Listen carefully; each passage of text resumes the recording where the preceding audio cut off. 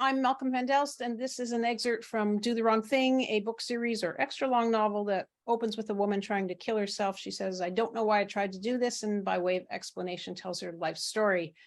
This is the back cover blurb for book 4 and the opening of book 4. I'll just go right into it because hopefully the blurb will set it up.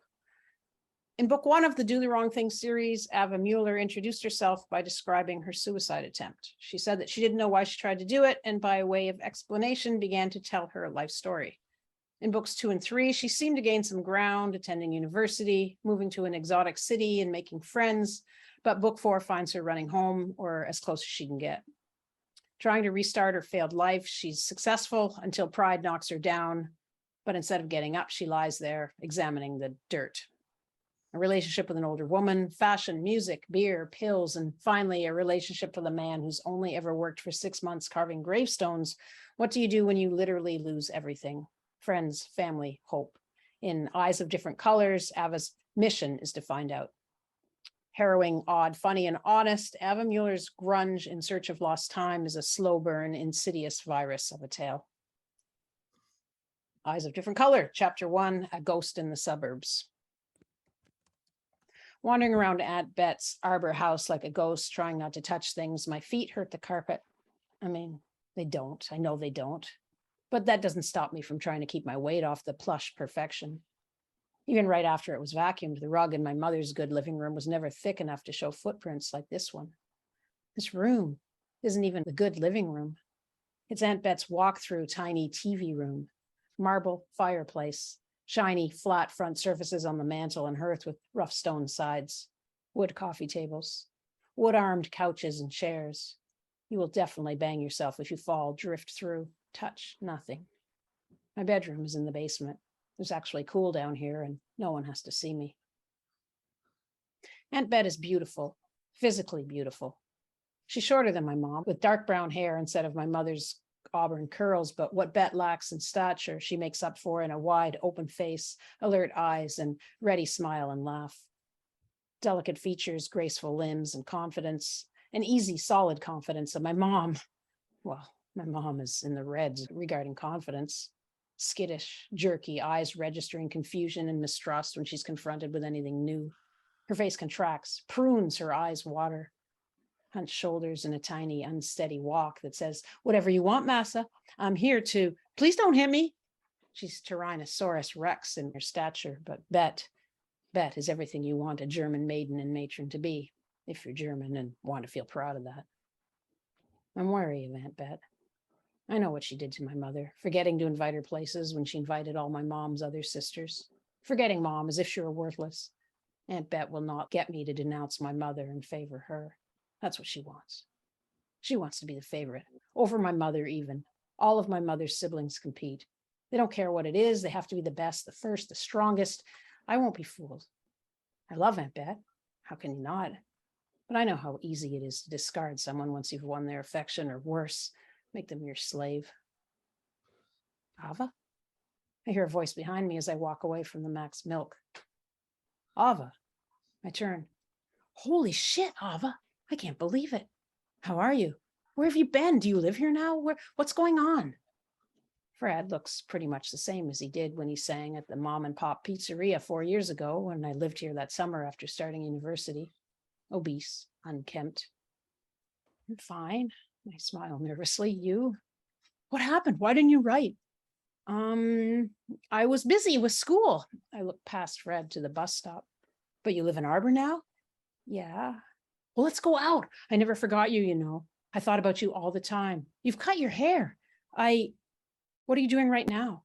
Oh, I can't go out now. I glance at my watch. My aunt expects me home. Tomorrow? Oh, no, I'm going home for the weekend to my parents. What's your phone number? Fred has not moved his eyes from mine the whole time we've talked. I'll call you. I don't have a pen.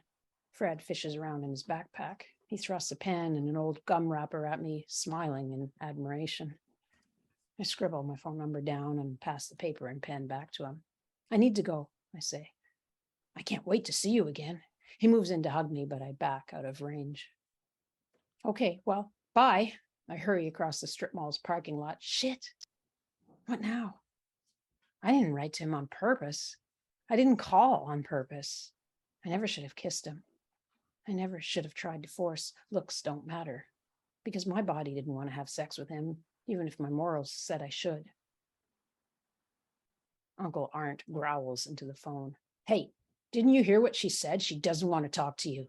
Don't call here again. I hear Fred, tinny and high-pitched. Make no mistake, Uncle Arndt interrupts. I will find you. You'll be sorry. He slams the phone down. A lightness and pride, is it pride? Inflates inside of me as I stand by the fireplace. Precious. I'm precious, with value. It's not exactly confidence. It feels bad, like I shouldn't be happy because Uncle Arndt had to work for me, but I should feel sad, embarrassed, apologetic. I definitely shouldn't feel good. My dad would never do what Uncle Arndt just did. Dad'd yell at me for leading Fred on and getting myself into trouble. The first time Fred called after he saw me at Max Milk, he started talking about my hair down to my ass and how he'd never forgotten my hair down to my ass. I've never had hair down to my ass. After I got off the phone, he called back half an hour later, going on and on about this hair in a low monotone. I remembered my relief after going back to Birmingham that summer after I tried to have sex with him. I think I'm gay now anyway. I've become less interested in men. I mean, I've always been attracted to women with a preference for men, but that preference is gone. Put the papers in the envelope, run the gummy area over the stone water wheel, notice the sun on my back. Oh God, it feels good. I can even feel the outline where the edge of the window stops. Flatten the envelope shut. Early fall in this open concept office at a table with my boxes of papers and envelopes, co-workers chatting. I don't wear makeup or cook, so it's difficult to join in. Nonetheless, the work is so easy. I'm thrilled to be placed this soon. I like Mary Kay's line of lip glosses, the brunette beside me says. The chubbier girl across the table gives her an unbelieving stare. I'm serious. Mary Kay makes fantastic lip gloss, the first girl responds. I applied at a temp agency, Aunt Bet's suggestion, and called them every morning, Aunt Bet's suggestion. Here I am 10 days later working a 3-day placement at a cancer nonprofit, a short bus ride from my aunt's. I'd prefer to be downtown. Don't worry about money, Aunt Bet says. If you do a good job, you'll get better paid and more interesting work. They've got to test you first. She's right. A couple days after this placement, I'm given a 4-week assignment in a government office. It could go longer. Lucky you, Aunt Bet exclaims. I bet your pay went up. I nod. It has. Quite a bit. Don't get discouraged, she says. Do a great job and you'll end up hired by the government. Then you'll have it made.